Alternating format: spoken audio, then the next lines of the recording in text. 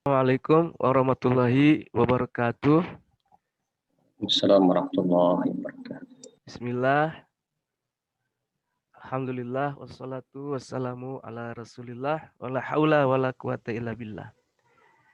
Asyhadu an la ilaha illallah wahdahu la syarikalah wa asyhadu anna Muhammadan abduhu wa rasuluh alladzi la nabiyya ba'd. Amma ba'du. Pertama, saya mohon maaf agak kurang fit, jadi kalau suaranya kurang kencang ya mohon dikasih tahu aja. Yang kedua, kepada Prof. Profesor Dr. Hamka Hasan, sahabat saya, terima kasih sudah memberi ruang nih buat saya untuk bicara di SPS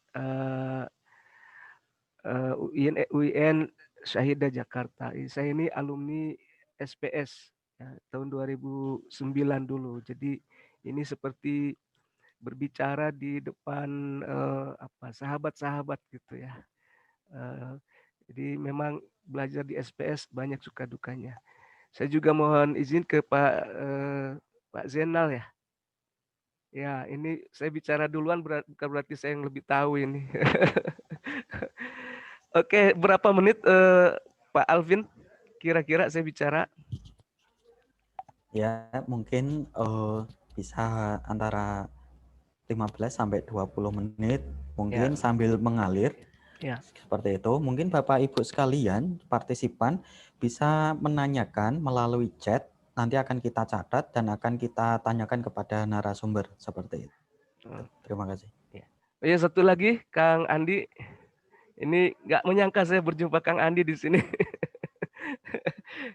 Selamat Kang, itu paper Akang udah direview, insya Allah lah di conference kita ya hari Senin di Antes, kehadirannya lewat Zoom meeting. Saya akan share PowerPoint ya. Saya akan mulai dari situ.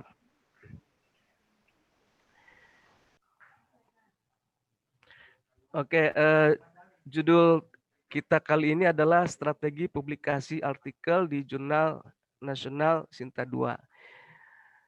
Intinya bagaimana artikel kita diterbitkan di Sinta 2. Sebetulnya kalau pengelolanya kita kenal lebih gampang gitu. Jadi kalau ditanya trik yang pertama adalah banyak-banyak sahabat dan kenalan gitu. Insya Allah lah lebih gampang. Tapi kita abaikan yang itu ya. Kita cari jalur yang resmi, yang seharusnya. Itu yang akan kita bicarakan hari ini. Ya, ini saya ada tayangan ya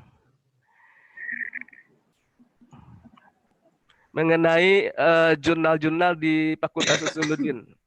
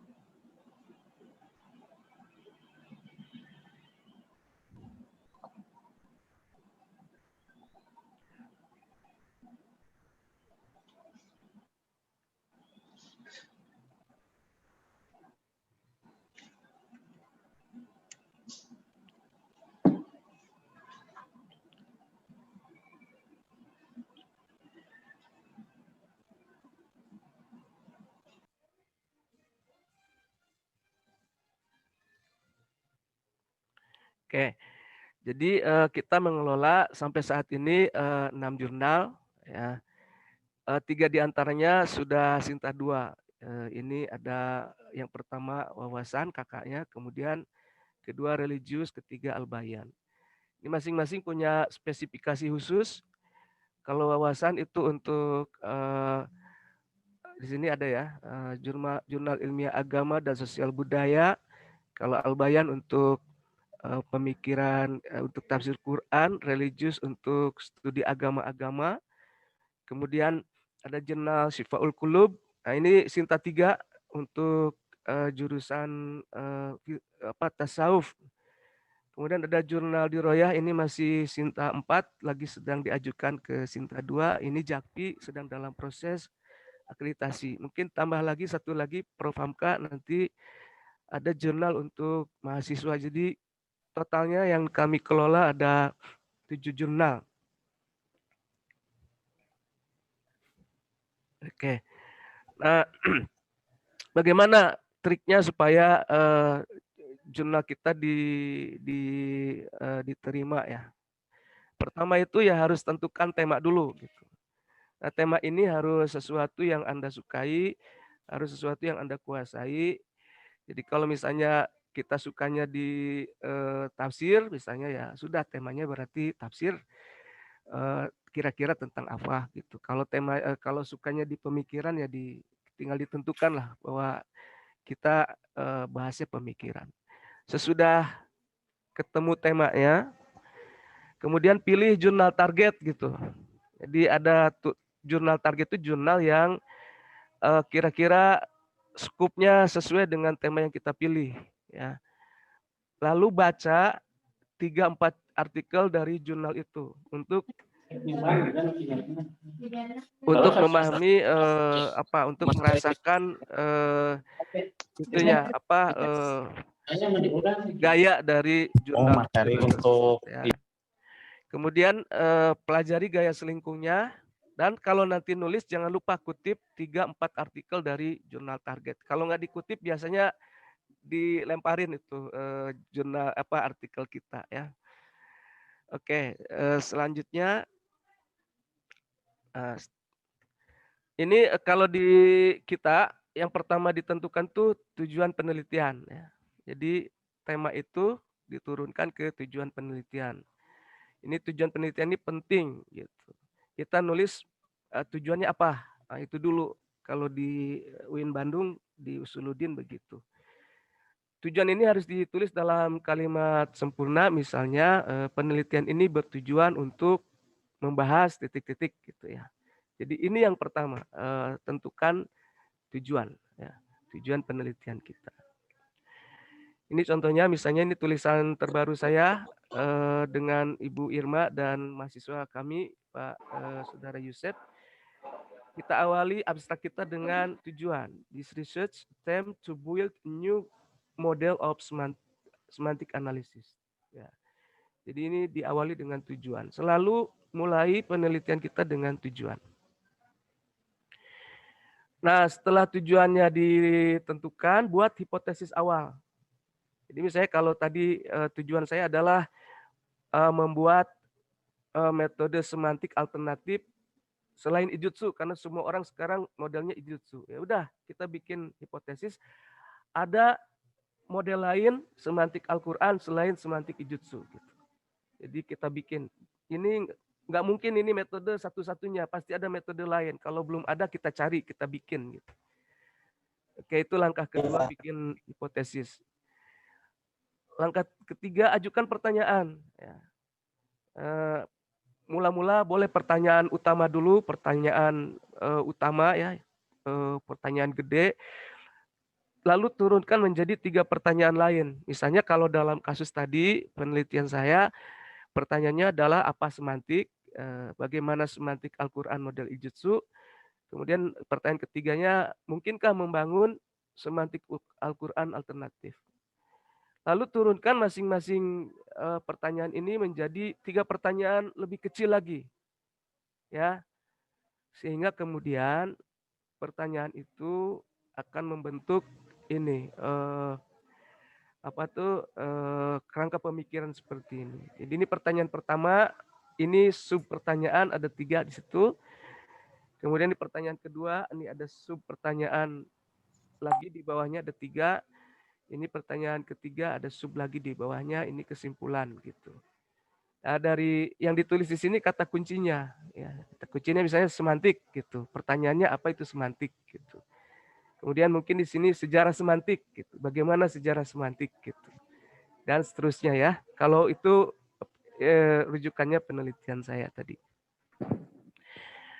Oke, setelah begitu tugas kita cari referensi ya, untuk setiap pertanyaan ini cari referensinya dan ditulis dalam bentuk tabel seperti ini. Jadi tulis cari di Google Scholar kata kuncinya misalnya semantik, ketik semantik. Nanti berapa artikel yang muncul ditulis di sini artikelnya, kemudian dibaca, setelah dibaca hasil bacaan kita ditulis di sini. Jadi tidak akan hilang lagi. Nah, setelah itu dari hasil bacaan itu kita akan tahu bahwa ada sesuatu yang kurang dari penelitian terdahulu. Itu yang akan menjadi novelty kita, akan menjadi kebaruan kita gitu. Kalau tanpa literatur review susah kita mau mau memperkenalkan satu ilmu atau pengetahuan yang baru kepada orang lain melalui jurnal. Lalu setelah semua proses itu selesai sampai literatur review baca gitu. Jadi kalau ada tadi 9 pertanyaan, 1 pertanyaan 3 jurnal, ya 3 kali 9, 27, berarti 30 jurnal lah kita baca. Maka tulislah pendahuluan. Ini pendahuluan ini sangat penting karena editor jurnal sebelum baca isinya, baca abstrak dan pendahuluan. Jadi kalau pendahuluannya kacau, itu tidak akan dilanjutkan karena capek gitu. Banyak sekali artikel masuk, ya udah kita abaikan gitu. Jadi pendahuluan ini penting. Nah, apa yang ditulis di pendahuluan? Ada 4 yang harus ditulis ya. Dan 4 itu adalah hasil dari langkah-langkah pertama yang kita lakukan. Itu tulis alasan latar belakang, alasan kenapa kita suka topik itu. Kemudian tulis bagaimana literatur reviewnya, tulis bagaimana kerangka berpikirnya, tulis hipotesisnya, tulis pertanyaan penelitiannya, tulis tujuan penelitian yang kemudian akan menjadi novelty ya, kebaruan dari penelitian kita. Lalu kadang-kadang kita juga disuruh nulis metode, ya tulis aja. Tapi upayakan nggak lebih dari 5 paragraf. Ya, tulis metode apa yang digunakan dan lain sebagainya. Tulislah gitu. Sesingkat mungkin, selugas mungkin. Lalu lanjutkan dengan hasil dan pembahasan. Hasil pembahasan itu menjawab 9 pertanyaan tadi. Kalau mau tambah misalnya 12 pertanyaan atau lebih ya gitu. Tapi minimal 9. Kenapa 9 ya? Kalau kita punya 9 paragraf minimal buat conference bisa lah gitu. Dan terstruktur gitu. Jadi misalnya paragraf pertama saya tadi tentang semantik itu adalah menjawab apa itu pengertian semantik. Saya jawab dengan tulisan-tulisan dari jurnal. Kemudian paragraf keduanya sejarah semantik. Saya jawab juga dengan tulisan-tulisan di jurnal bahwa sejarah semantik begini gitu. Itu biasanya cukup untuk 9 pertanyaan ini cukup untuk membuat satu artikel. Lalu sederhana setelah itu tulis kesimpulan ya. Kesimpulan itu adalah jawaban dari hipotesis kita dari pertanyaan besar kita. Benar nggak bahwa ada alternatif bagi ada temuan baru seperti yang kita tanyakan di awal gitu. Kalau dalam kasus saya berarti benar nggak ada alternatif bagi semantik Ijutsu gitu. Dan saya menyimpulkan ada. Saya kasih nama semantik Daria, tapi ditolak sama editor Al-Quds. Katanya Daria itu nggak terkenal. Ya memang belum terkenal karena Daria itu singkatan Darmawan Riani. Akhirnya kita ganti ikut ke pengelola jurnal menjadi semantik ensiklopedik. Jadi syarat lain adalah ya nurut sama editor jurnal. Walaupun kita sesama editor jurnal, merasa sempurna dan lain sebagainya, kalau disuruh ganti sama editor jurnal ya ganti gitu. Saya sama Bu Irma ya ganti akhirnya, ganti judul gitu ya. Nah, setelah itu baru susun abstrak. Abstraknya harus memukau dan harus ada 4 hal dalam abstrak.